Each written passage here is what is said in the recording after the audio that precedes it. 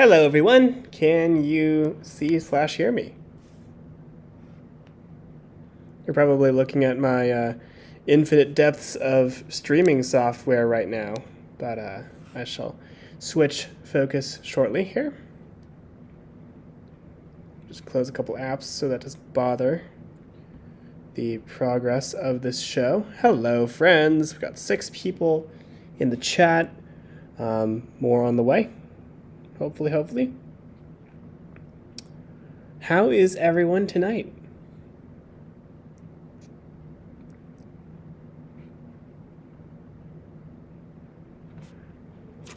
Excellent. Well, I have my water glasses all ready to go for tonight, so hopefully I won't get quite as parched. But, oh wow, we're up to 16. Good to see. Before we begin, does anyone have any interesting things that happened today in your life that you would like to share with the group?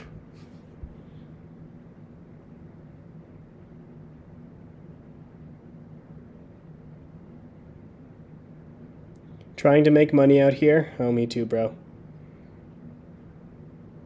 Trying to make money and not spend money, which is hard, because Starbucks Frappuccinos exist.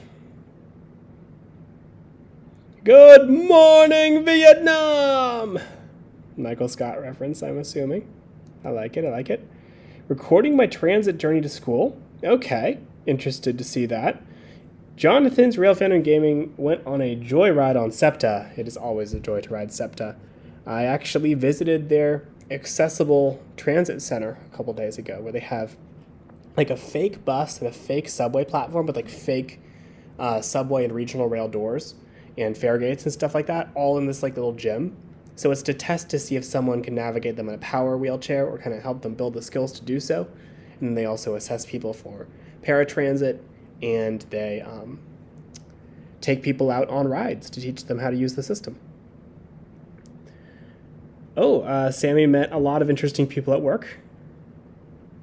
Oh, you're taking the Long Island Railroad conductor's exam. Best of luck to you. That sounds super cool. Hello, Stormy. You made it. Excellent. Okay, we are up to 17 active participants. Oh, early voting in Ohio. Always good to vote. Not even sure what's on the ballot this year in Pennsylvania. I'm horribly behind the times. But we shall see. Do a bus battle in Pittsburgh. I've been pestering Stormy for the past year and a half. Come to Pittsburgh, and they have not come to Pittsburgh, so I am sad. But at some point, maybe the stars will align and Bus Battle Pittsburgh will happen. We shall see. Okay, shall we begin? We're going to start with some of the videos that you guys sent on the last live stream. If those of you who sent these videos are not here live, you can watch the recording. We're starting off with the Hungry Transit fans speed running the speed lines. Now, as I go through these, I'm going to offer my constructive feedback, but you guys are welcome to also add constructive feedback in the chat as well. Stormy, I would if I could, but I am kind of broke, and I am low-key in a lot of debt right now for tuition, so that may not happen. Anyways, yeah, add your own comments. If you've sent a video and you decide, you don't want it to be critiqued, that's fine. Just tell me and I will not show it to people. So, without further ado. Oh yes, you sent in a script. Excellent. Okay. We're starting with the Hungry Transit fans speed running the speed lines. Now, right off the bat, the thumbnail is kind of catchy. I feel like it could pop a little bit more. I feel like I'm not really able to see the trains. They're kind of small. The logo, the text is amazing. Great use of sort of changing up the font and changing up the color and having the white background and the channel logo. This is all great. I think that a little bit more with the trains could make this really pop. And actually, it's sort of hard to describe exactly what I would do with this. So after I watch this, I will make you a new thumbnail. for this video with Pixlr, so you can see sort of what I have in mind. So without further ado, here is speed running the speed lines. Please tell me in the chat if you can hear the audio from this video, because if not, we will troubleshoot. I'm a time traveler. Leap into other people. You're a spy. Awesome. Wherever, whenever. It's the adventure of a lifetime. Quantum Leap, Wednesday on NBC Really? and streaming on Peacock. Another time travel show. Okay, here we go. Let's go back to the beginning. Okay. Here we go. Didn't have time to film an intro because I'm definitely running on time, but today I am speed running the speed lines.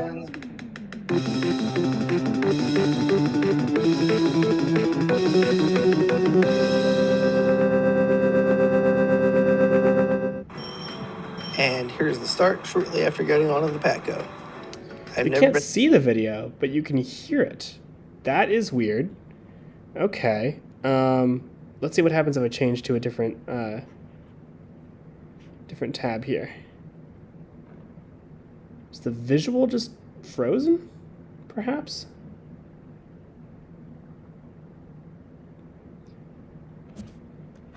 Okay, let's troubleshoot here.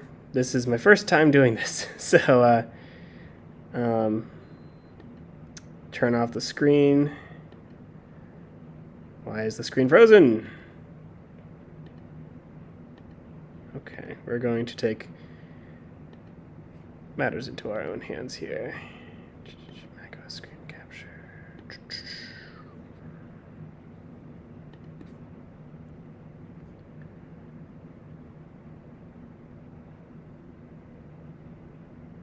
Okay, this should work. Let's see here.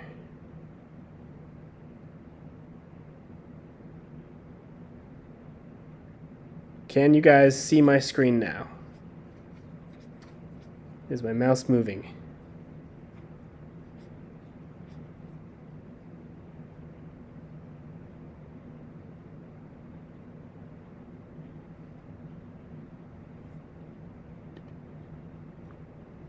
Okay. So if I go back to speedrunning the speed lines, can you see it?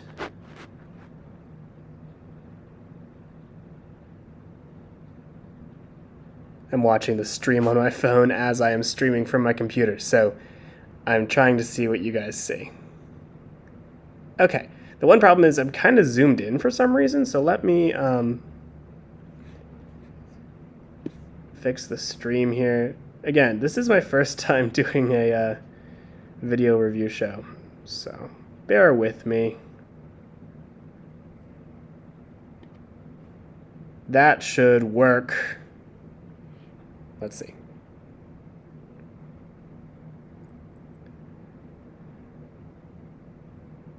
Watching the stream on my phone is a little laggy, so that's why I've been pausing just to wait for it to catch up. I believe that was Auckland, New Zealand, but I'm not sure. Any case, okay. Now, can you see speedrunning the speed lines? If I start it, hopefully, this will work. So tell me. Didn't have time to film an intro because I'm definitely running on time, but today I am speed running the speed lines.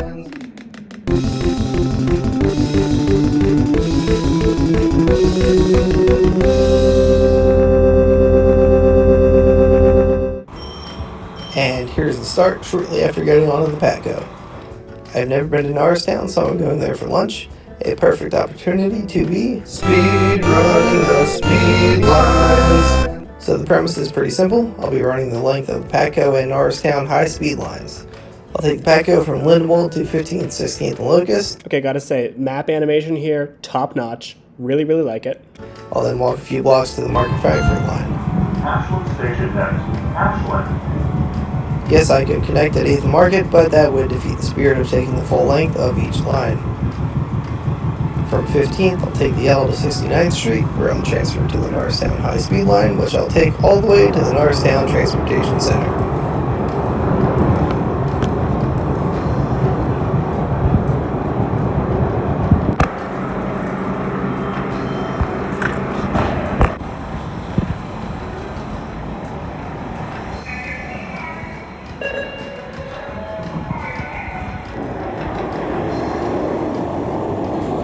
if the audio is better now.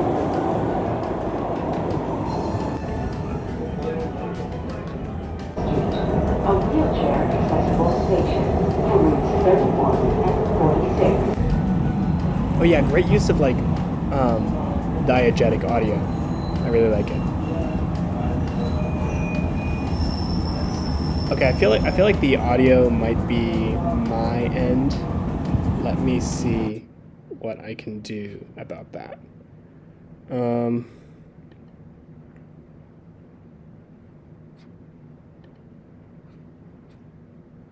Audio.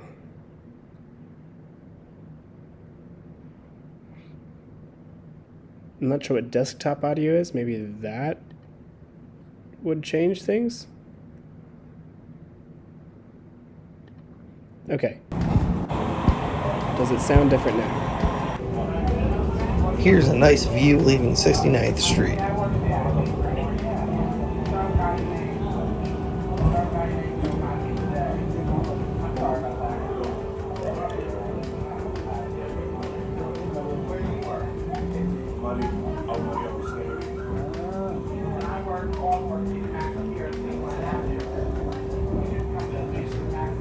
How is the audio now? Excellent. Can you still hear me?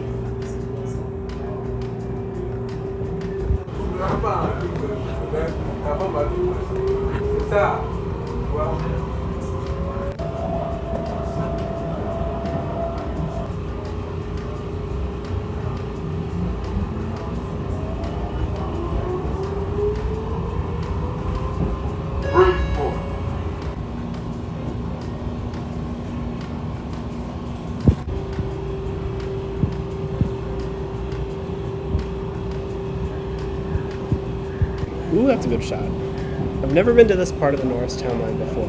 Oh my gosh, you got the regional rail. Great timing. I made it in an hour, 42, and 10 seconds. You can very likely beat that. Tag me if you do. So here in Norristown, time to get some lunch. For lunch, I went to Pauline's Deli and had a phenomenal Reuben. Another jingle. Love it. Oh, that looks so good. Afterwards, I went back to the Norristown Transportation Center. I've never taken the regional rail, so I decided to wait to ride that back.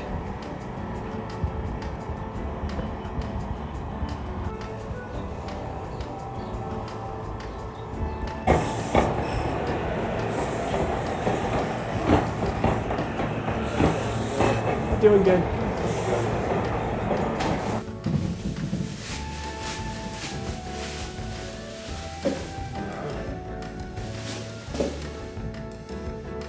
Double train, I like it.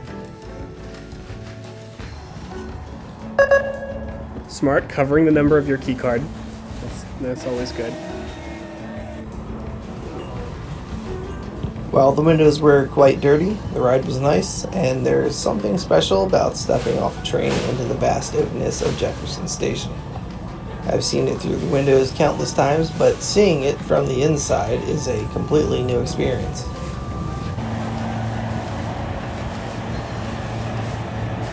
So, if you try... Stormy, pile on your thoughts. This is not just me giving Let thoughts. me know. Everyone can give thoughts in the You chat. can get tighter schedules on weekday afternoons when rush hour headways are shorter going back to Norristown. And you'll do better if you actually run, unlike me.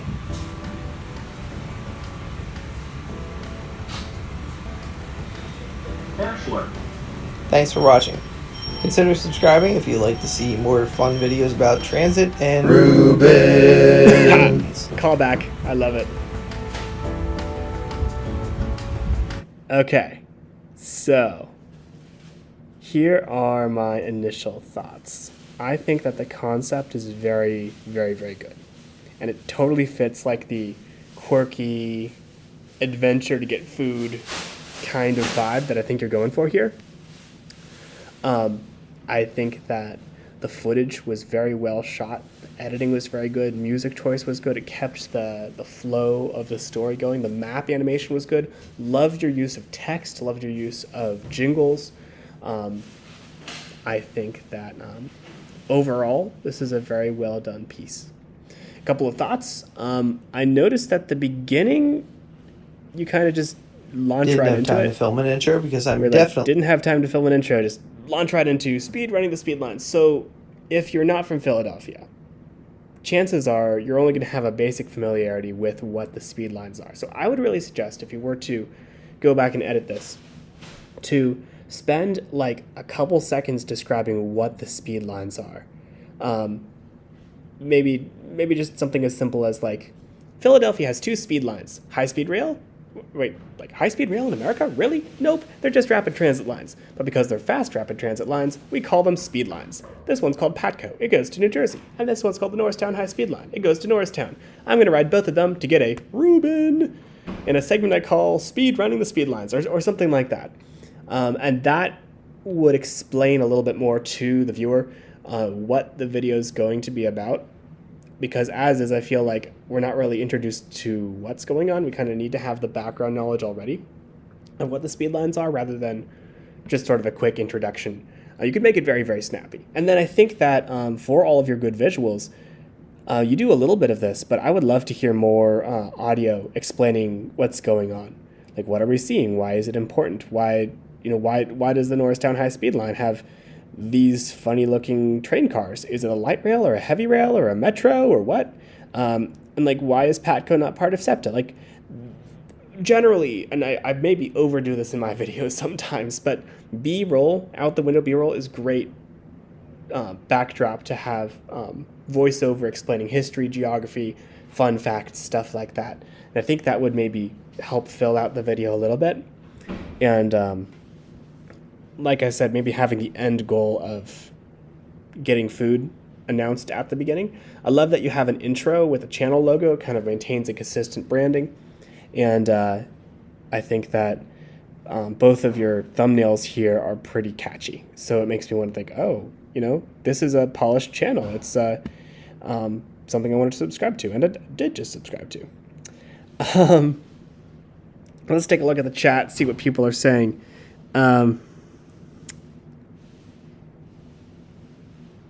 More updates on when you transferred from different lines on your speed run and your progress throughout. Yes, I would love to see like a progress map, sort of like what Miles or I would use, rather than just an initial map, because I know Philadelphia pretty well.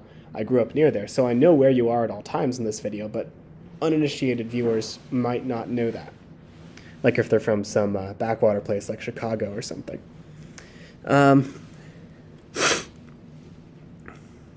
Let's see. What else? Oh yes, this is an old page, so the Pittsburgh Mall video was uploaded an hour ago. Phineas and Ferb moments that live in my oh my gosh. I want to know what the heck that bus thing. I think it's just a couple of different. No, it's actually it's a bus train. It's a Bane. I'm sorry, Stormy. Maybe get electrified intercity rail and then we'll talk. Anyways, so those are my thoughts. My initial thought on the thumbnail still stands. So let me show you kind of what I would do if this were my video. I'm gonna copy the logo here and head over to Pixlr, which is my photo editing software of choice. You can see some future projects down here if you pause the live stream. Okay, speed running the speed lines, which will, that jingle is going to live in my head rent-free for the rest of the week. Whoop, that didn't work. I was trying to remove the background so we could just have the black. Guess we could go to your channel. Oh, that is my private homework. We don't want to see that on YouTube.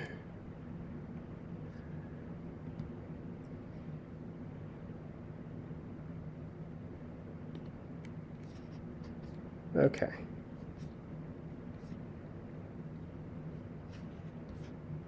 Oh, this is an intriguing thumbnail. I haven't actually caught up on what the latest is with the Franklin Square station, so I should make sure I watch that. Okay, this is going to be a little pixelated since I got it off of your thumbnail here, but we will make do. This is a sort of mock-up anyway. So back to this. Just use a trimming tool to get rid of the train bits. And then we'll throw on a black background. Behind that, now I know you'd like to have your, I know you'd like to have your channel logo there too. I forgot to get that, so let's go back to Hungry Transit Fan. Caleb is a pretty tame Gordon Ramsay. Yes, I have the script for the DC Metroway video that I shall get to if we have time. Oh, yes, having a speedrun clock. Backwards place like Lancaster. Okay, Stormy. All right, so I'm going to grab the Hungry Transit Fan banner here. And again, it's a little pixelated because I'm just getting it off of a thumbnail. But this is all for educational, demonstrational purposes, not for a finished product. So we have speed running the speed lines here. I think I'll make the logo a little smaller. And a lot of this is trial and error. I only kind of know what I'm doing here. Put that there. Maybe make that a little smaller just to give it a little bit more room for the trains. And now we'll have, since this is purely for educational purposes, free use clause or something I think applies here. So we'll grab this picture. We'll grab the Norristown High Speed line. And then save to downloads. Oh, you can buy a model at the SEPTA store. Good to know, good to know, if I'm ever rich.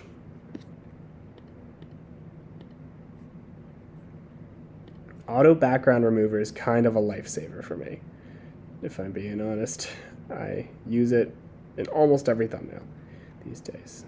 So now we just need to figure out where to stick this, because we want everything to kind of have its own piece of the pie, if you will. Don't want that to be too small. Please shout out advice in the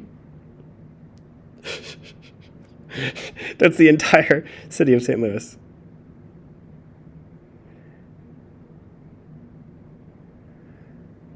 Okay. I think the train is too big. We're going to make that a little smaller. Stormy, you're better at graphic design than I am. Tell me what I need to do. No, that's... See, we need to keep that centered. I like how it looks centered. So make that a little smaller. And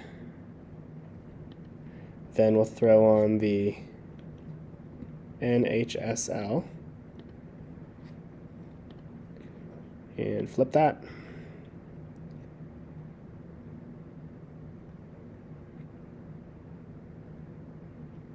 And now we kind of have, I think I'm actually going to put your channel logo kind of down in the corner.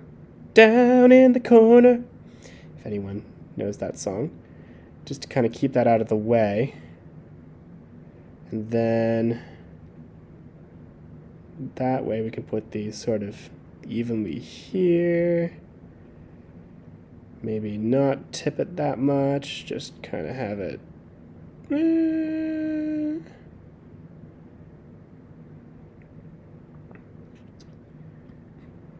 I don't like how it's turning out, to be honest.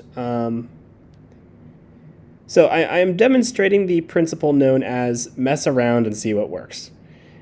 But the one thing I initially set out to accomplish has sort of kind of been accomplished, which is having the trains be brighter and bigger and more prominent than they were. It's just now you can't read the text. Ideally, I would just put the text in front of the trains, but since I used a screenshot, maybe if I AI auto that. Oh, there we go. There we go. Okay, I like this. Maybe we'll even make the text bigger.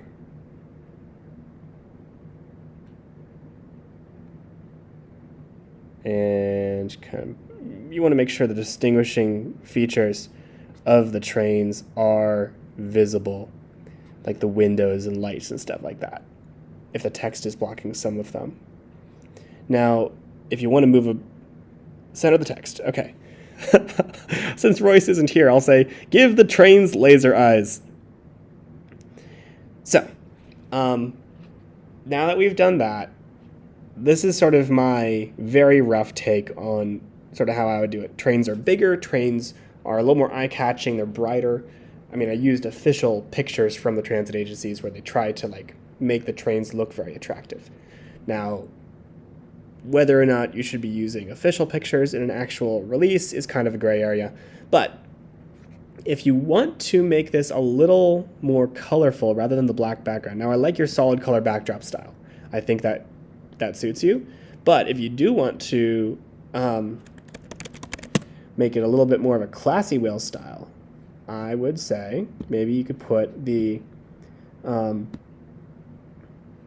SEPTA map as a background.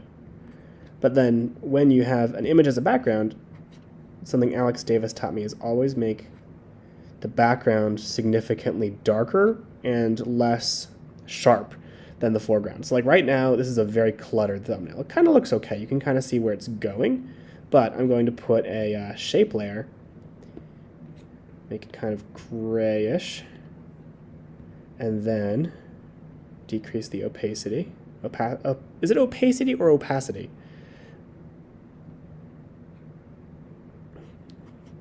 And then use a blurring tool. Make the brush a little bigger. And then go over that a few times. Maybe we'll increase the strength of the brush.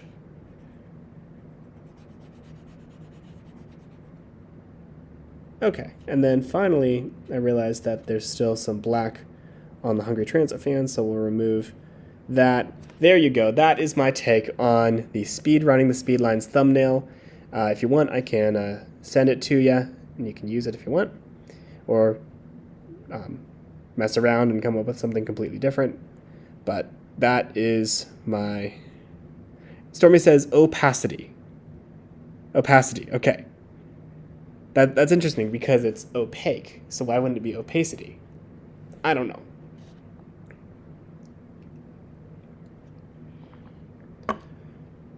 And that is speedrunning the speed lines. So next we have LeCant with how Taylor Swift could be saving public transit. Oh, forgot to mention, I like this thumbnail a lot. I like how you have like a cool looking tram. I'm not even sure what city this is from, so I'm intrigued. I like how you have the text just very, it's very simple, but it contrasts with the background. And I like how you blurred the top of the background, it looks like, so that the text pops out even more. I like how the title's very simple and to the point, how Taylor Swift could be saving public transit. And then the text appears sort of the same, but sort of different. And then, of course, we have Taylor in the front. I would say maybe put like a white outline around Taylor or something just to have her pop out a little bit more. And also keep in mind that she's kind of being hidden by the timestamp. Like it feels like she's kind of sort of packed into the corner here. I would move her maybe a little bit more like here if I was doing this thumbnail. But that's not a huge deal. Overall, very much like.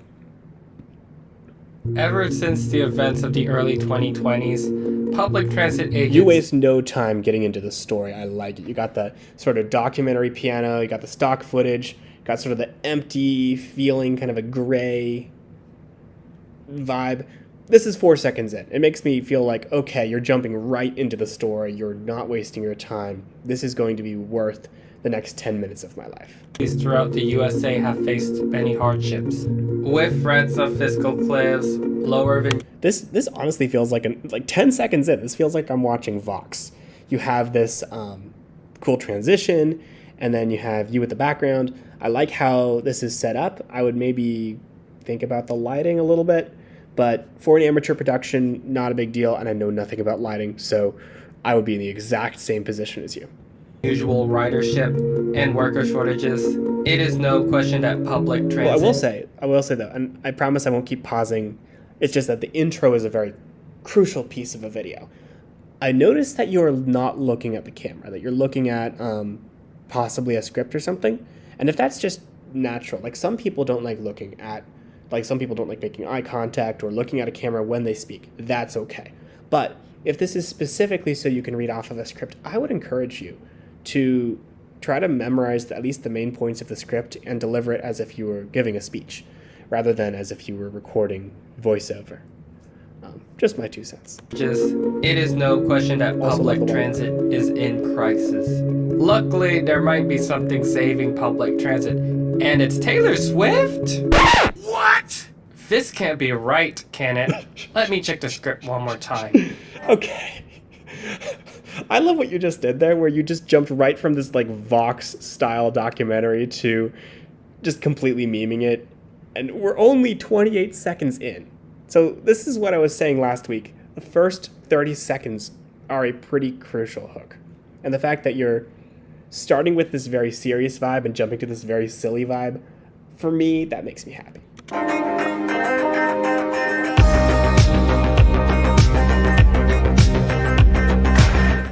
With stay-at-home orders, fast-spreading viruses, and work from home, many people were just not simply going out for a good chunk of the early 2020s. This caused many businesses and organizations to go into financial ruin. In particular, public transit agencies were hit hard since fewer people going out led to significantly fewer trips being taken. Fast forward to I will say, I think the music, while it's a really good music choice, is very loud. So I would personally put it a little bit lower than it currently is. I usually, whenever I'm doing music in iMovie, I always have it about 5% of the original volume. and life has largely gone back to normal. Concerts are being held again, restaurants are fully reopened, and most pandemic-era restrictions are now a thing of the past. So everything's back to normal, right? Right? But transit use is sluggish, about half of what it should be. The rail agency says its budget will be in the red in about a year. Art is facing some severe hurdles as ridership numbers struggle to recover, and the financial situation is about to get worse.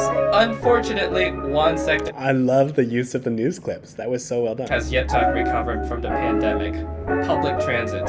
You see, ridership has yet to recover to Paper pre-pandemic backgrounds, levels for love many it. transit agencies throughout Highlights, the USA. zooming. With fewer riders What come software fewer do you fares use? This paid, is so well and with done. I fewer am not fares nearly paid as good at comes motion less graphics. money in the hands of I use transit PowerPoint. agencies. And less money comes with worse service, and worse service comes with even fewer riders. This phenomenon is known as the death spiral. Lately, many Very well public explained. transit agencies have faced the threat of a fiscal cliff, and it's gotten so bad that a funeral got held for public transit in San Francisco. Okay, it was actually a mock funeral, but my point here is that public transit is in a bad place, and without intervention, we could be seeing a death spiral.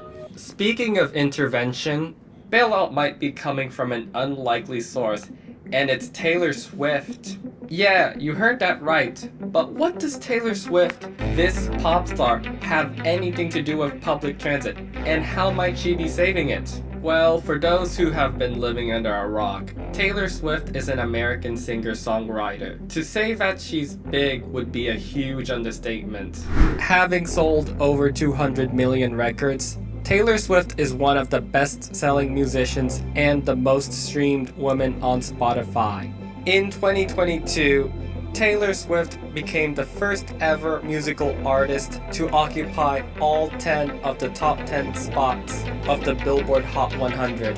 In 2023, she embarked on the Eras Tour, which had an unprecedented demand for tickets. In case you can't tell, Taylor Swift is very popular.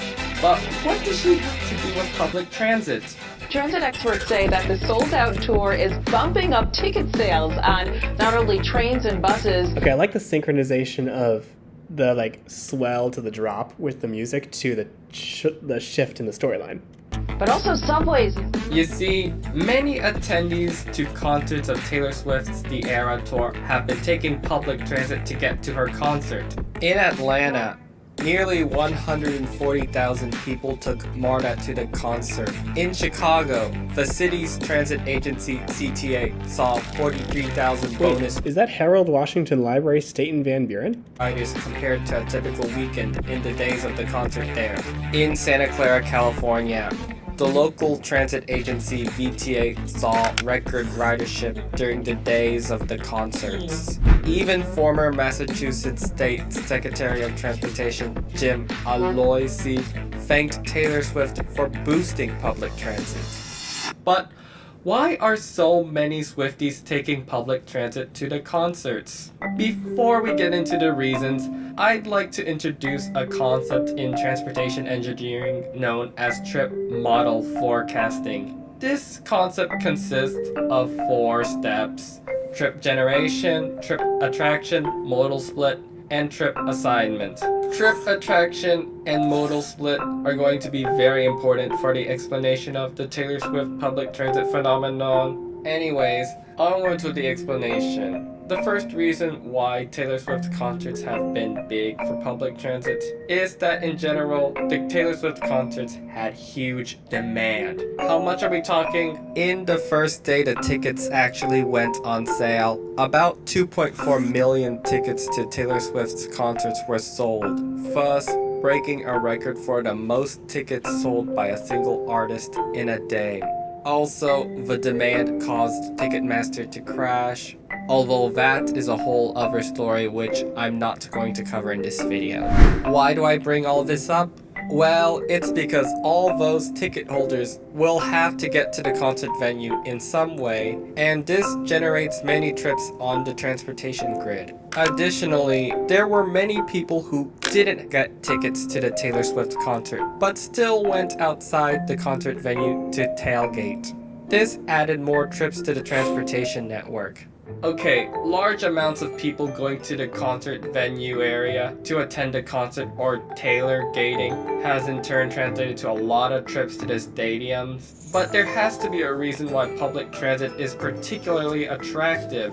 This all ties into modal split. You see, there are many different ways to get to concerts or other large-scale events. This includes driving, biking, walking, or taking public transit. The reasons why each mode of transit is chosen by the individual can mostly be summed up by relative availability and the attractiveness of each mode. This ties into my next reason why so many Swifties are taking public transit. Driving to concerts suck. How do I know this? Well, I attended the Twice concert in Oakland on June 13th along with a few of my relatives. The mode we chose to get there was driving, which ended up being a really bad idea. For starters, traffic was already bad going to the Oakland arena. Not helping us was the fact that there was a baseball game between the Oakland A's and the Tampa Bay Rays held at the stadium next door. For those who don't know, the Oakland Arena and the Oakland Coliseum are both part of a sports and entertainment complex known as the Oakland Alameda County Coliseum Complex. There was more people attending the baseball game than usual because of a reverse boycott happening that day.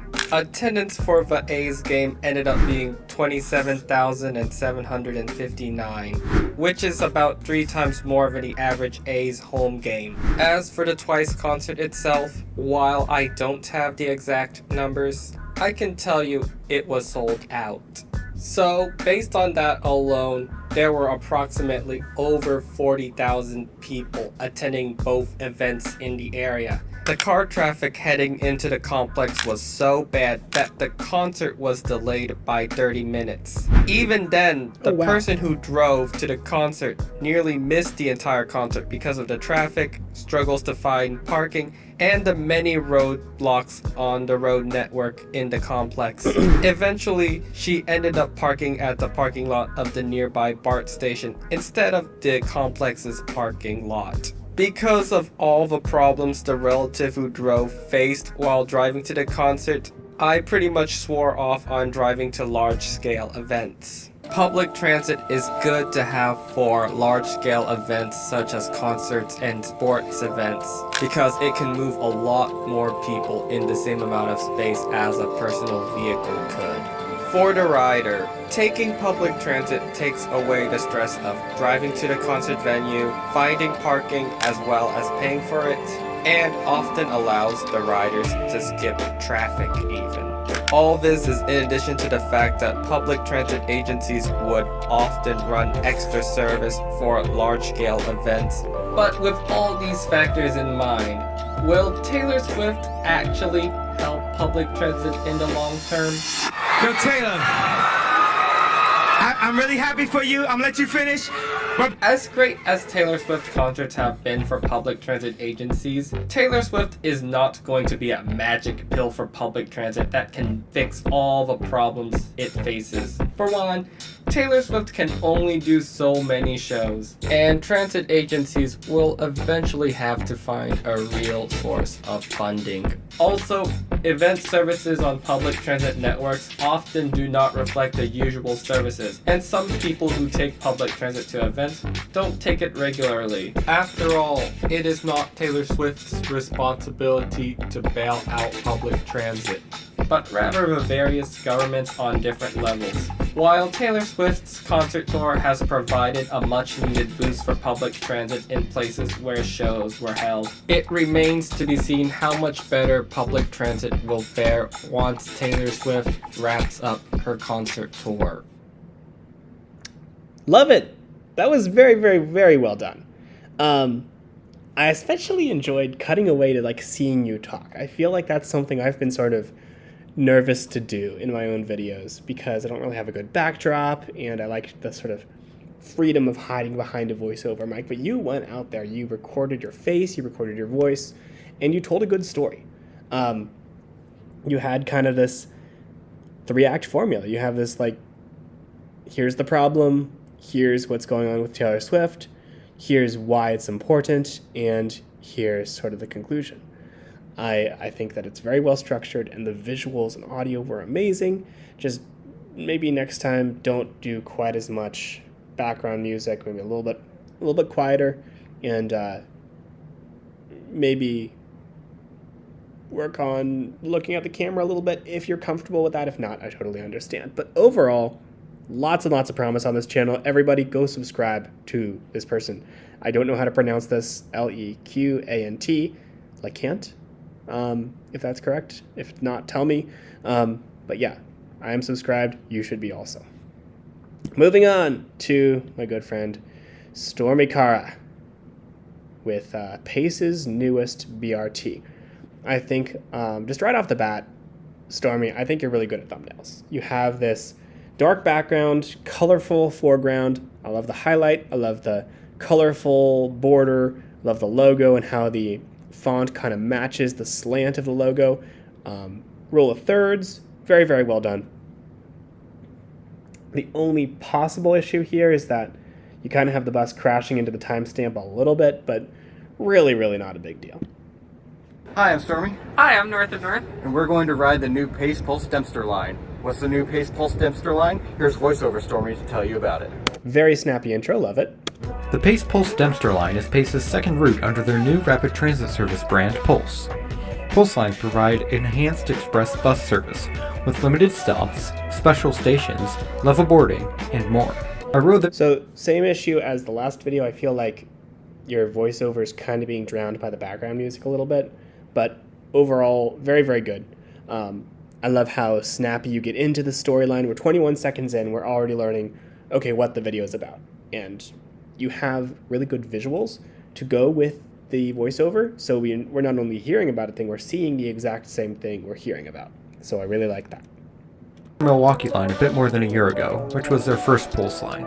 The Dempster line runs between the Davis Purple Line stop in Evanston and the multimodal facility at O'Hare Airport, with stops at Dodge, St. Louis, Crawford, Dempster Skokie Yellow Line, Austin, Waukegan, Harlem, Milwaukee, Cumberland, Western, D, Des Plaines Metro, Oakton, Lee Toohey, and Higgins. I would recommend not listing all of the stops because I don't live in Chicago, so these places are all just names of places. I think I would maybe focus more on explaining what is significant about this route. Where does this road go? I mean, ultimately it goes to the airport, but like, what is important about this corridor? Why do people like to ride this particular route? Why is going from here to here important? I think that would probably be maybe a better use of this initial segment, and then we can kind of go back and name all the stations or something later, or maybe just do what Vanishing Underground does and just have them all sort of appear textually on the screen without reading off all of them.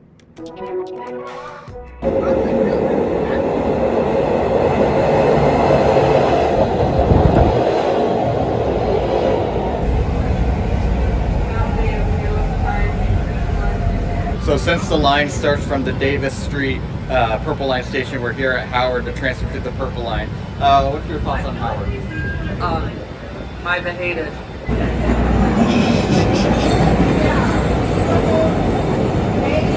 I usually come to Howard to ride the Skokie Swift. So, what's your thoughts on the Skokie Swift?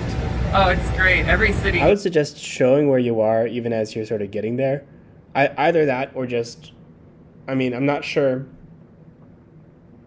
how important, like, I haven't seen this video before, so I'm not sure how important sort of this section is going up to this section. I feel like maybe this part could just be summarized with some voiceover, or at least with a little more explanation of how it ties into the rest of the story. But it is very well shot. It's a little weird gremlin train, you know? A weird gremlin train, I think that's... Truer words have never been said. Purple Line run 503. So one thing to note is that the line actually starts at the Davis Purple Line stop and not the Dempster Purple Line stop, because Davis is a major like transit hub. You got the L and you have Metro there, so I think it makes sense for it to be there instead of the Dempster stop.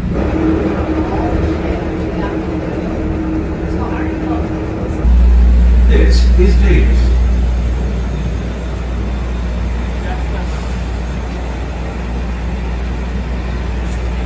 And that's our Pulse bus that we just missed.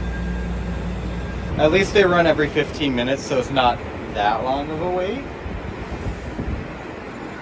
Alright, so here's the bus area outside of Davis. And here's the new sign. The Pulse Dempster Line.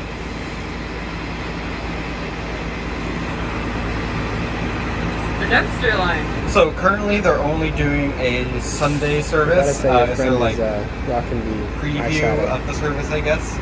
I don't know when they're going to start actual full service, but on Sundays it's every 15 minutes. So, Wait. No service on Saturdays? Why? What?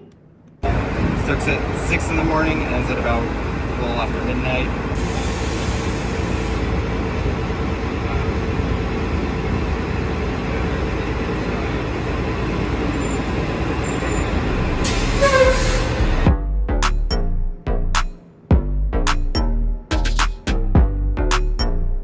Loving the music and the transitions.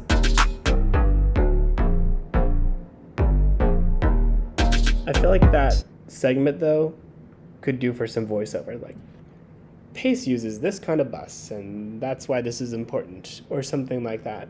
But maybe just, that would be how I would do it, but this is more of a stylistic thing. If you just want to have some music and a bus, I think that's also perfectly fine. I think it works. Welcome aboard the Pace Pulse bus. We've got our ambient purple lighting, informational screens, seats, Very nice windows, bus. you know, what a bus has.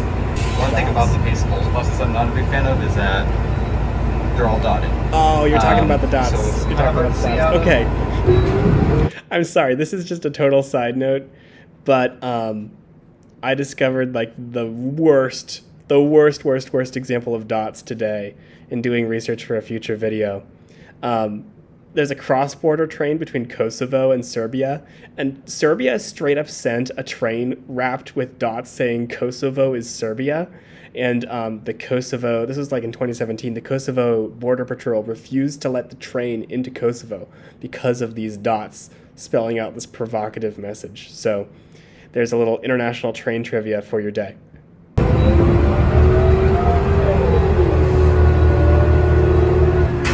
Of course, Avery knows about this because Avery knows everything. Pulse line has obviously the nicer stations, the nicer bus stops. It also has at least single priority. I'm not sure if it has transit signal preemption, but they have it so you don't have to stop at as many red lights as usual. So right here, I would really love an explanation, and maybe you have this later in the script. Like, what's the difference between priority and preemption? I honestly don't know that. And that would be really cool to include for people like myself who do not know that. I had another thought, and I completely forgot what it was. Oh well. It's a nice BRT light. It's BRT is what it is, you know. It's BRT if BRT was purple. So the pulse rate is scheduled to take about 55 minutes. It kind of varies, but about 55 minutes. 250 is scheduled to take about an hour, 10 minutes. So, you know, about 20 minutes savings, which isn't huge, but, you know, it's decent. I will say that I'm timing it just to see, but I think they're still going to stop some of the old stops, just, you know, since it's the first day, as people get used to it, and to let people know that this is a more express bus.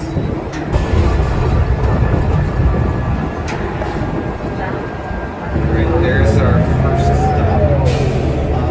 I didn't see anything special about it. No, I'd say it's just. Well, I mean, through the dots. But I mean, hey, transit-oriented McDonald's. If I remember correctly, do not quote me on this, there are only 2 McDonald's in all of Evanston. I don't know why, but we just don't like McDonald's up here. PBT, Purple Bus Transit. First stop. Again, nothing special that I could see. Just a sign.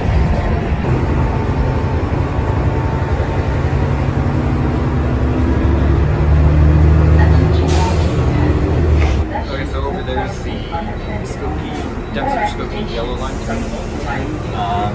Oh yes, I Pulse bus remember. doesn't go into the bus we went to a area. Target like It just stops right on near the here. street, which I think is fine.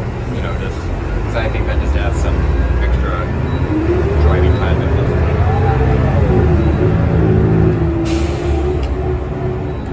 No special stop. We have yet to see a single special stop.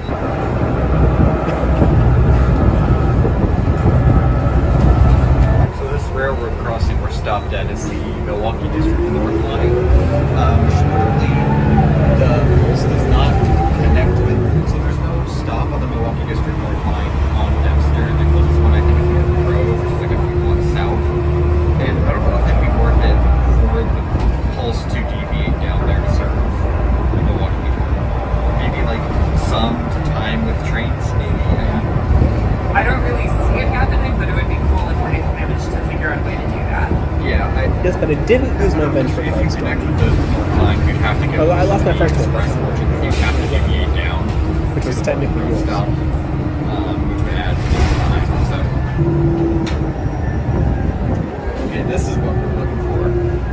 If you can't see it because of dots. I was about to say, The very first good Pixelation. solid pulse station we see. Oh my gosh. The The trick, okay. It looks a lot like. Here's the thing I forgot to mention in my stream last week. The trick to filming with dots is the further back you are from the window, the better a shot you can get. I discovered this, oddly enough, on the Addis Ababa light rail in Ethiopia, where most of the trains have dots.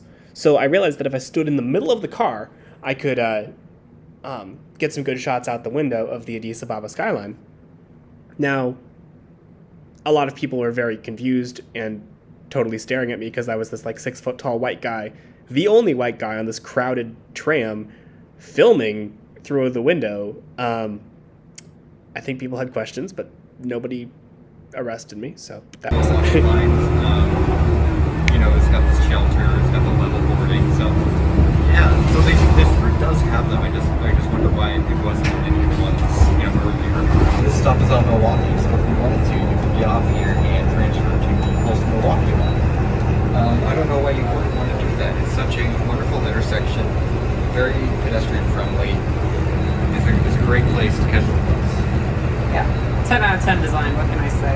Peak suburbia. So notably, the Milwaukee line has a shelter, but the Dempster one doesn't. I almost missed it. I'm a terrible YouTuber. There's another cool station. This cool station number 2 of the trip. 2 out of, what, like 7? Yeah, at least. Another cool station up here. That makes 3 of them. So yeah, as you can see, here's got a shelter, it's got level boarding. It's branded by the Village Miles. It is. The stops are like, they worked with the municipalities to make up like special stuff. There should be, maybe that's why I think the special stops are future arrival region stuff. Coming up here on the I would recommend looking station, at which is the Union Pacific Northwest line. I think to do which notably sort this of does that serve. part of the storytelling, We you have can a only show special so much through bus the bay. dotted window of the bus. So I would recommend, like, you get off, take a look, see what the neighborhoods are like that these shelters serve, and maybe establish a little more of a context for this non-Chicago. There we go. There's the opposite window shot. These 4 stops away from the end. So these tracks are the North Central service. They should add a stop on the North Central service since Des Plaines and have this. Why is it Des Plaines and not D Plaines? It's currently like a It's 7.5 mile gap but it's between not stations, which is kind of outrageous. Des Plaines. Got another special stop. Right outside not respect transit transition. Joliet. Pulseception.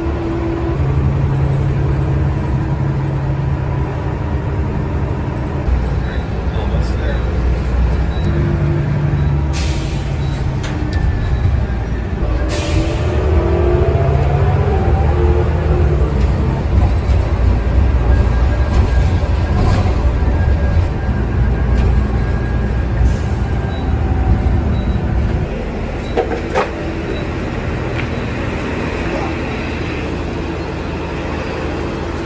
Yes, that Okay, so that was the baseball Joliet. Dempster line.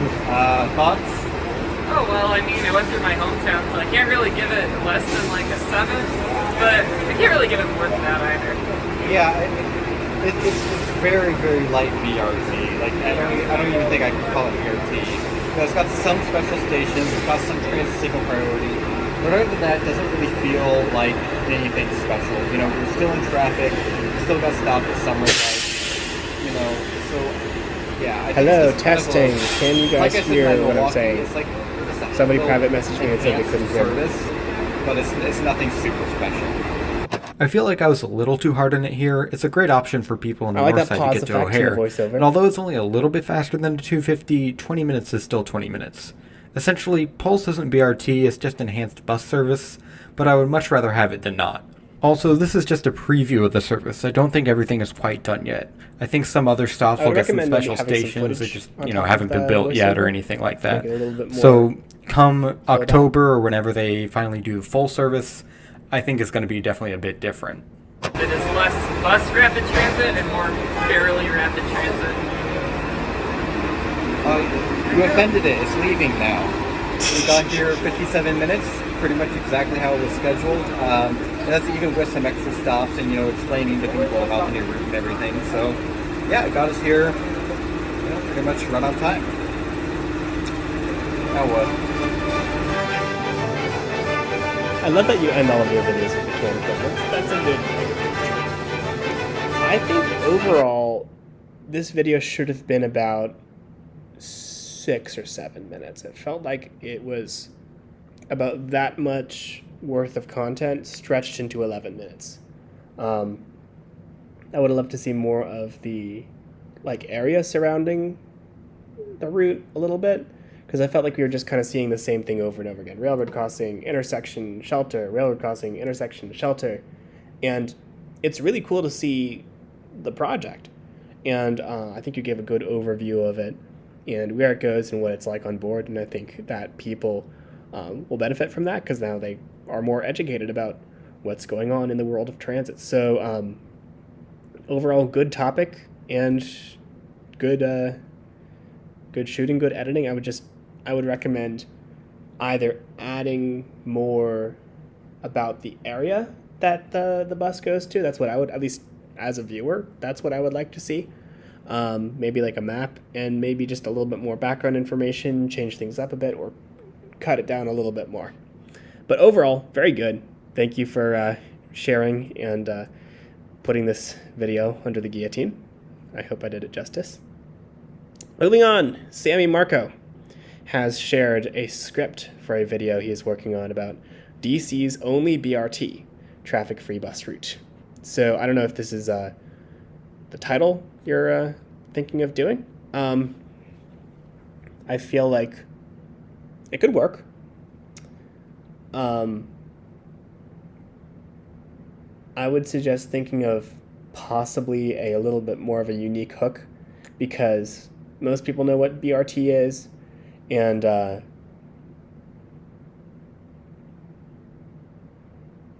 don't know, people when they see just it's BRT, they sort of know what to expect. So maybe put something that sort of leaves people guessing. I'm not sure what that would be. I don't know a ton about Metroway, but I would say keep experimenting with that. It's not bad. It's just, it feels a little generic at the moment. Okay, so we kind of have a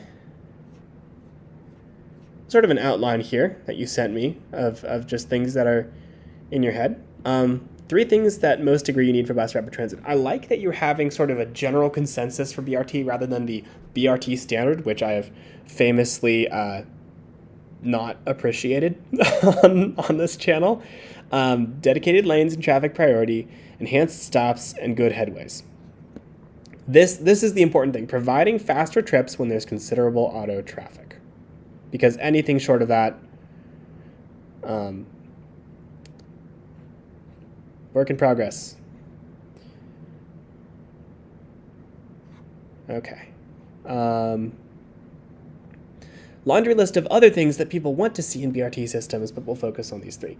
I would say this piece, I'm not sure how well this would fit into the wider storyline of what you're trying to do. So maybe hold on to this in sort of a slush pile. We'll come back to it. Okay. WMATA is the agency that runs the Metro and much of the public bus service in the Washington, D.C. region. Metroway is their branding for their new BRT systems. Right now, this is the only BRT route in the area, but more are planned. Its running label is MW1. It runs from Braddock Road Metro Station to Pentagon City Station.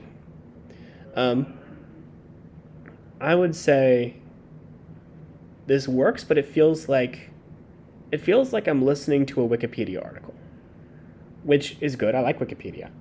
And if I was watching the video strictly to learn what Metroway was, then this is great. I just feel like I'm not being told a story as much. I feel like I'm more being told just straight up facts. So my brain doesn't latch on to, okay, there's a narrative, there's a beginning, middle, and end. And so I'm like, okay, well, now that you're telling me about this, I'm going to go to Wikipedia and keep reading about it. So I would say maybe you could do something along the lines of buses are cool, but they have problems. They're slow, they get caught in traffic, and people don't think of them as flashy as a train. And then you kind of introduce the concept of what BRT is, just very couple sentences each, like, problem with buses, here's BRT. But historically, BRT has not always been implemented nearly as well as it's been pitched. Has DC broken the mold, or is it yet another overhyped BRT system? Or perhaps, that's just one of many angles you could go for. But this way, it's sort of a exploration. It's like, okay, here's what I'm going to talk about. Now I'm going to take you on a journey to answer a question that I've put in your mind about the BRT system. And then then introduce where it goes, and draw a map. I like how you're sort of setting up the locations, and then you have the individual locations here. Braddock Road. Okay, I really like how just looking over this so far, you're showing where the transit goes and why it's necessary, what it serves, which I think is a really important piece of transit video storytelling. Buses and trains just don't exist in a vacuum.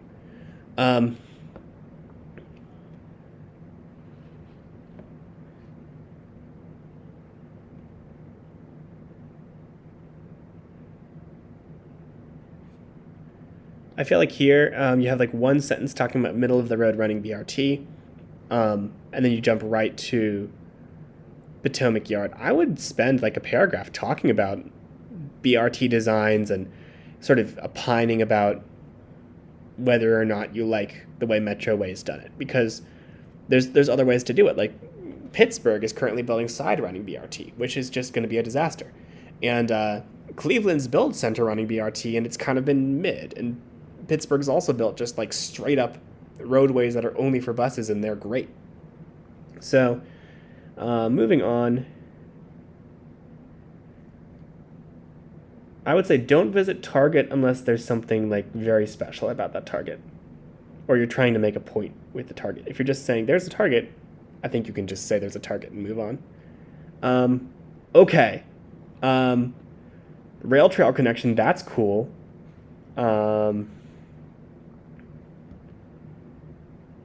Showing off the stops. I like how you're kind of spacing out aspects of the transit way with the journey rather than showing them all off at once. I think that's good pacing. Crystal City, I think, I don't know. I wouldn't say shorten this too much. Crystal City's pretty cool. So showing off where it goes is pretty cool. Pentagon City. Okay, I think this was from something else. But overall, good rough sketch of a video. Just make sure, like, keep in mind the one video we watched about Taylor Swift, how quickly we were all drawn into that video. And I'm looking back at the chat. Caleb really has gotten me to think about framing videos as a story. Humans are storytellers by nature, and it's a lot more engaging than just listing facts. Oh, thank you, Stormy. Oh, PRT should have a slogan. Most BRTs in one transit agency. Yes, 3. I have thoughts.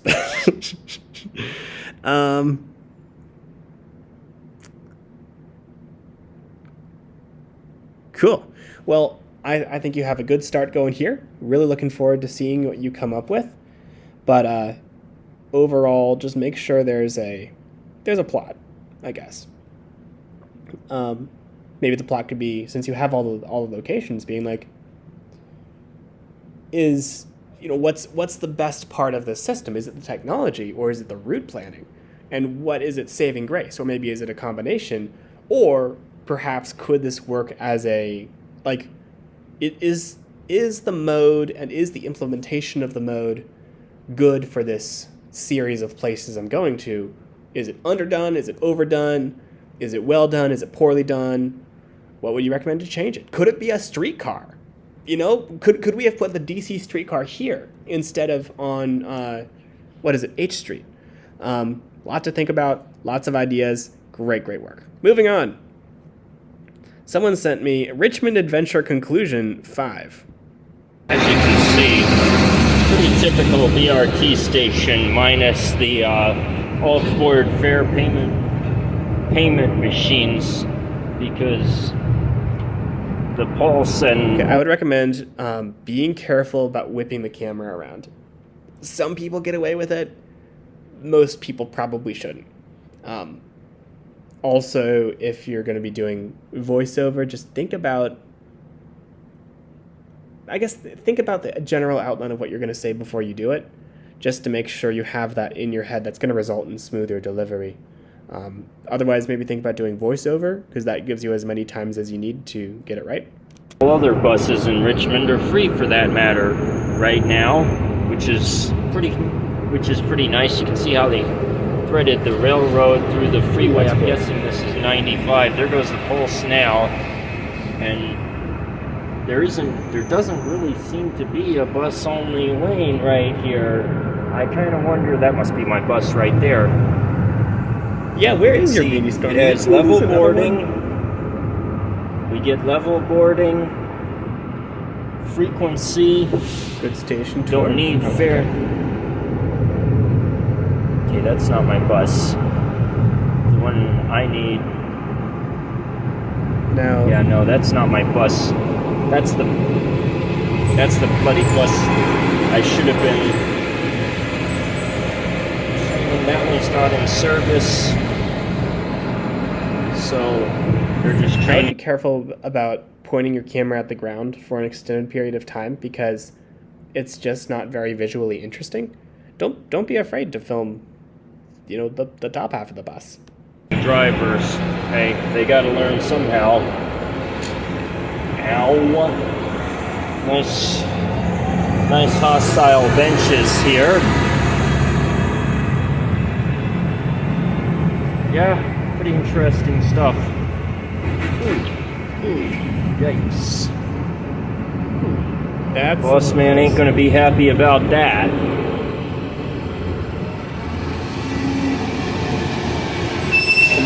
Learning to drive. Curbside parking is still not my strength.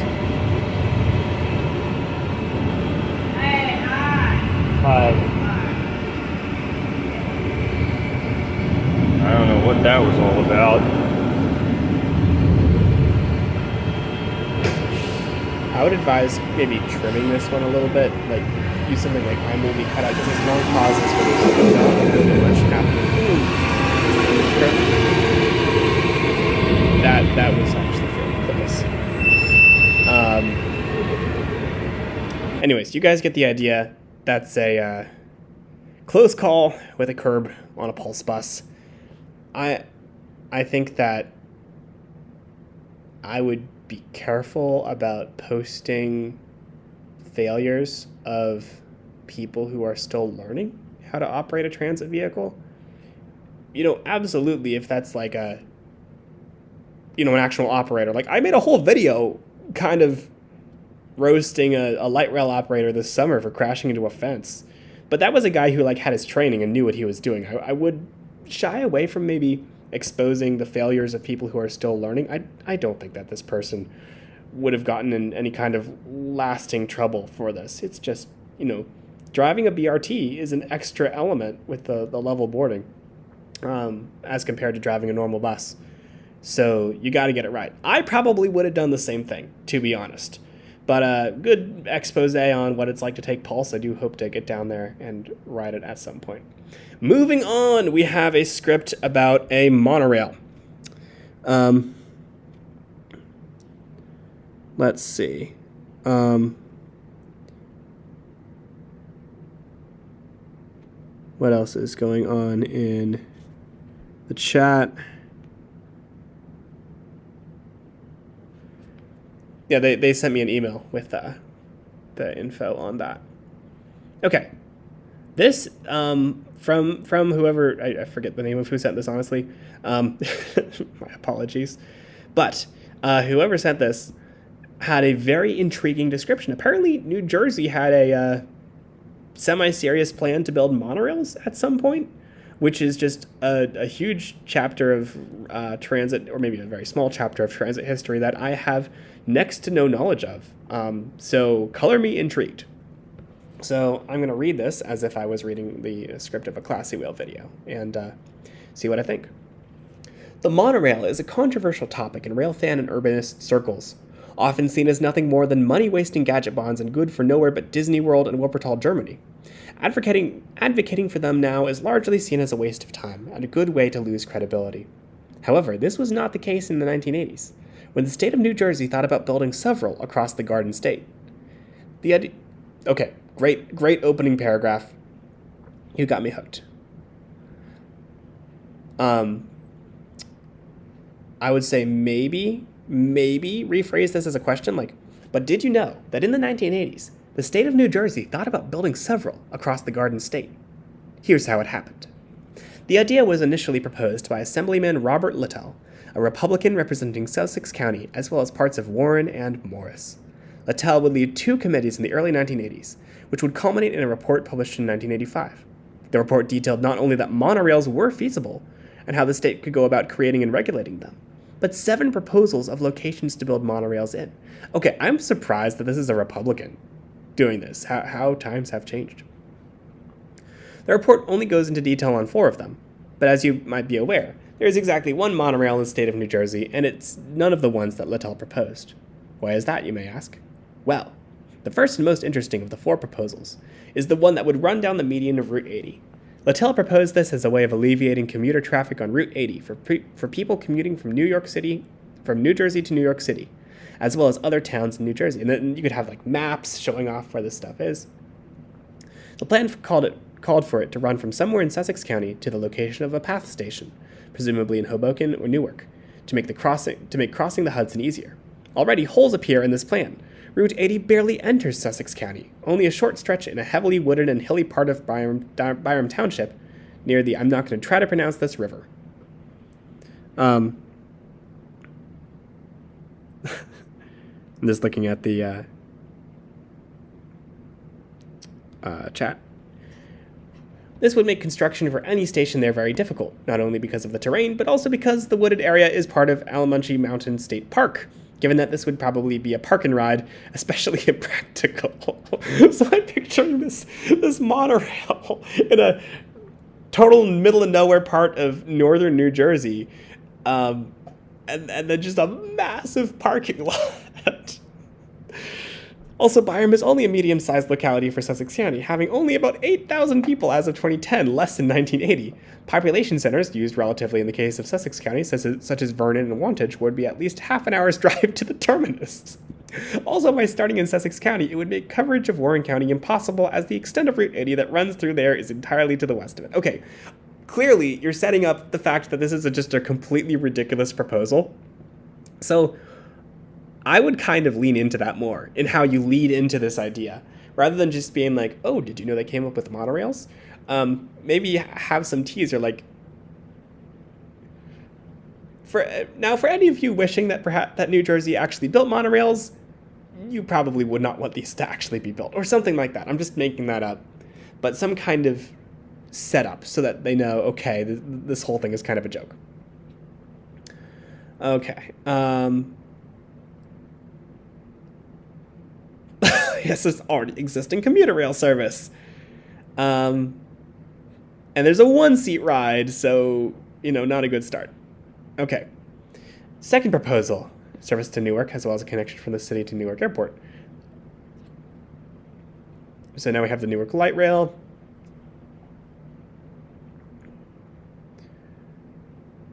Then we have the Northeast Corridor. So essentially, first 2 monorails are completely redundant.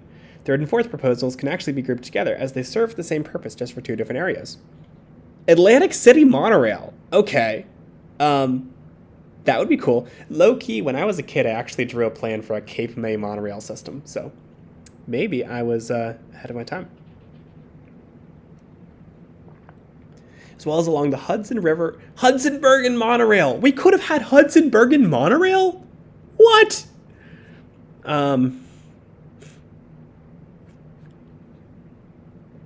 Finally, they thought of something that ended up becoming a thing.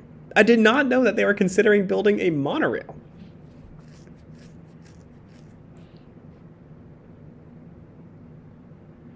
So what's wrong with making it a monorail? Well, a few things. First of all, monorails need to be elevated. You have the problems with monorail.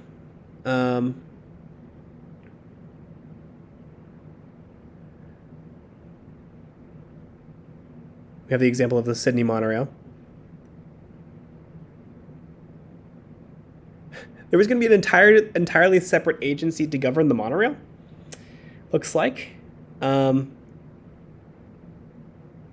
Okay. Overall, I really like this. I had no idea that any of this was a thing. I would really think about sort of the flow of it a little bit, beginning, middle, end, how each idea leads into the next idea, how there's different sections, the sections build on each other, and like you've got a really fascinating topic here. So really just milk that for all it's worth. Lean into how ridiculous it is and how weird the idea was and how it's just this really cool, really obscure thing. Don't be afraid to kind of hype that up a little bit. Make it a little clickbaity. Not too clickbaity, but a little bit. Just to kind of hook the viewer, if you will. Then, a couple of different grammatical thoughts and stuff like that. I'd be happy to do some line editing for you once you have the next couple drafts. Let's take a look at the chat here.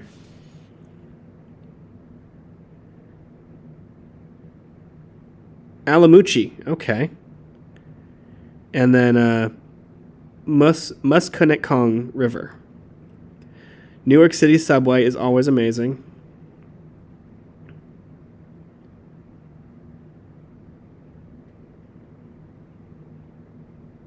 Ooh, yeah. Monorails work on really vertical terrain. So Palisades Monorail. We could have had Why do we live in the timeline that has a global pandemic and not the timeline with the Palisades Monorail? Anyways, overall, very intriguing concept. I think that with some good graphics, maybe reach out to the guy who did the Taylor Swift video, honestly, to collaborate on graphics and stuff like that. I probably couldn't help you much with that. I don't really know how to do it. Maybe don't spend a whole ton of time on the flaws of monorails. It works within the story, but I feel like that's something that's been talked about a lot, and you have a lot of really unique material here. So jumping back into something that's more familiar kind of takes away from the sort of the fun and the uniqueness of the earlier pieces. But that's not a huge thing. Overall, really like it. Best of luck. I really hope to see this as a finished thing. Next up, we have this one. One shot, can't kill us, right? Cheers!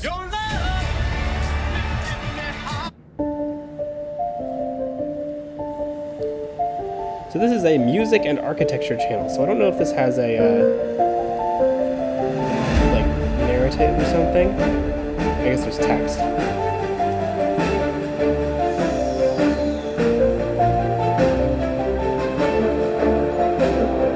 Here we go. 1924 is the most ancient subway station. I'm not sure if ancient would be a good word, because 1924 is 98 years ago.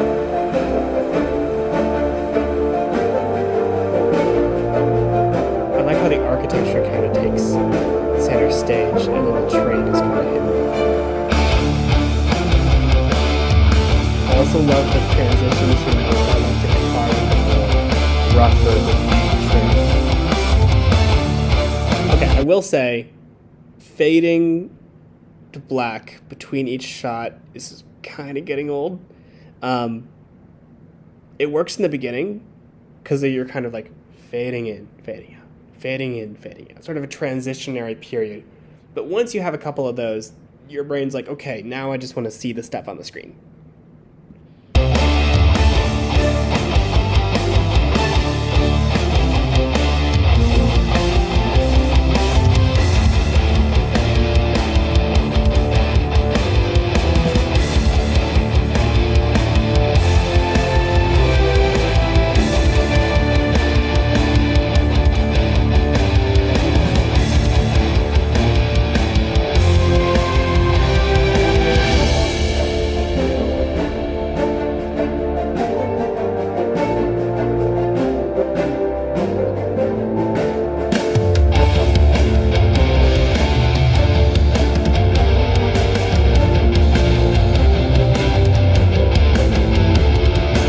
Okay, so I think that's all I'm going to watch of this one for now because I am starting to run out of time. But good angles, good use of music. I would say just like dial down the transitions. Let me skip ahead a little bit to see what we're looking at. I sort of like this. Yeah, there's this style of video that I don't watch a ton, but I do appreciate now and then, which is just kind of like being in the environment and showing what it's like to just stand there and look at something, to give you kind of a picture of just what it's like to be there. And then you occasionally have these little text blurbs explaining like the only cross-platform interchange in Rome's subway network, or stuff like that. That kind of, it's a little tour guide, but it's less of a documentary feel. So overall, I like that. I would say just be careful with the transitions and keep playing around with creative angles. And that's all I have on that one. Then we have Edison Z with MBTA Commuter Rail Winchester Center Station Reconstruction Progress. And I believe this is going to be the last one we do tonight. I have a few others that you all have sent me, but I would love to make this a regular thing. Maybe we'll call it like Whale Workshop or something. Every couple weeks, I watch your videos and give thoughts. Let me know if you guys want to do that, or if one time is enough.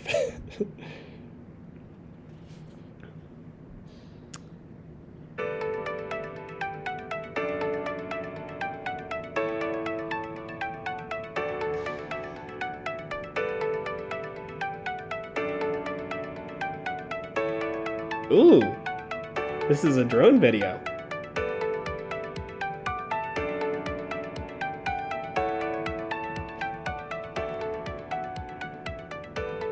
I'm going to guess you already did this, but just double check to make sure you're allowed to fly a drone around an active railroad line and construction site.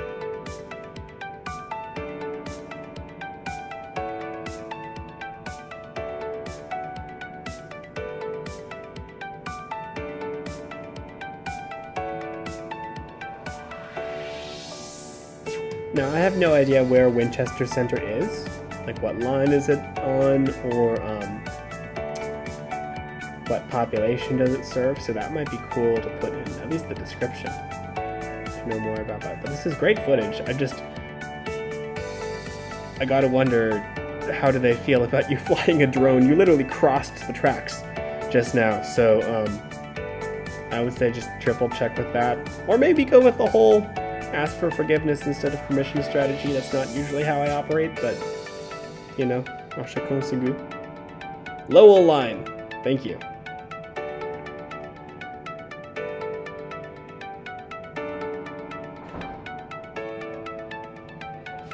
I love drone footage. It never gets old.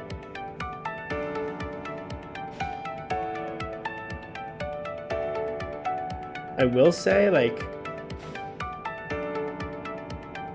I feel like we're kind of seeing the same thing that's slowly changing angles.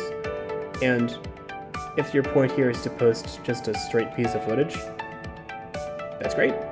You have a great piece of footage here. I think that perhaps like a highlight reel at the beginning would be fun, so we kind of have more of an idea of what we're looking at. Or maybe just post the footage as it is. It's all about taste and all about preference. And I'm not the be all and all. Ooh, I like this. Okay, you're kind of coming down, panning up to the horizon.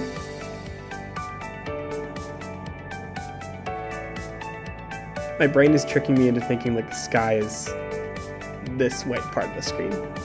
Ooh, okay. I would say in the future, maybe post, like those pictures went by really fast. Like you did the entire segment in about 10 seconds. I would say take 20 seconds. Because like I'm barely adjusting to what I'm seeing on the screen, and then you're flicking to a different picture.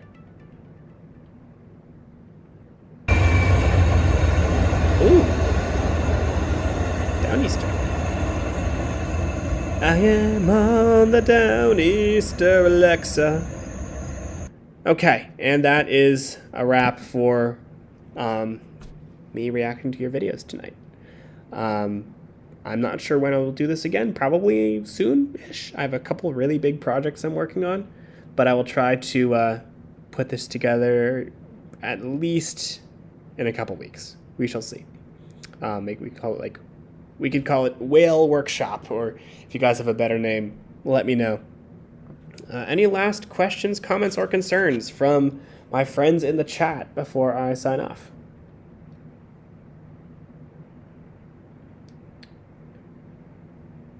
St. Louis is asking, Caleb, are you going to buy a drone someday then? The laws surrounding drones are so complicated that, I mean, the laws surrounding filming in public are complicated enough.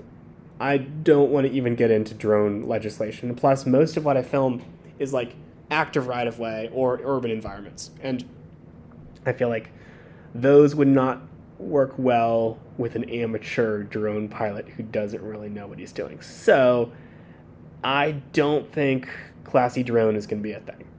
But to those who are good at it and who know the regulations or know how to skirt the regulations, more power to you.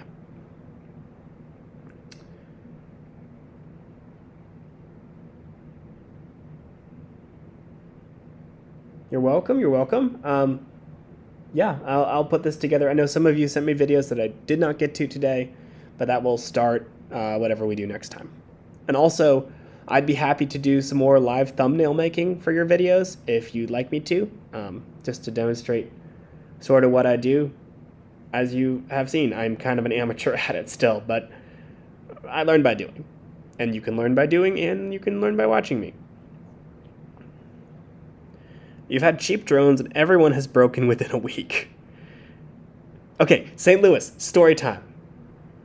I have crashed I bought this like cheap drone in high school. It's my only like camera drone I've ever owned. And now it's broken. So it's never been used in a classy whale video. But one time I was flying it outside and it was snowing. And I thought I landed on, like I flew it too high so it went out of range. And I thought it crashed on the roof. So I went to get the ladder, but it was all snowy and icy. And the ladder was iced up. So I was like, well, I spent like $70 on this drone. So I'm not going to let it just, freeze to death on the snowy roof. I'm going to get out the ladder and climb up on the roof and get it. What ended up happening was I was going to like make some tea and then pour the boiling water onto the ladder so the ice would break and I could expand the ladder. But then I realized I don't actually know for sure if the drone actually landed on the roof. So I ended up kind of like playing with the throttle a little bit because it had crashed upside down. So I couldn't have like, taken it off of the roof, but the battery was still good. So I played with that a little bit and I heard a sound, but not from the roof. It was coming from our neighbor's driveway across the street. So I ended up being able to recover the drone that way. Another time, my friend was flying it, and she flew it right towards a lake, and it went out of range, so we couldn't like recover it. And it just so happened that there was a conveniently placed lamp post exactly on the drone's flight path, and that saved it from the lake. Anyways, what's with your Office recommended? I love The Office. I watch The Office all the time. All right, well, thank you all for coming. Next whale workshop will be happening soonish, so stay tuned on that. Y'all are those who shared. Thank you so much for putting your best foot forward. I'm proud of all of you in your creative journeys, and I will continue to do my best to support you as best I can. Take care, y'all.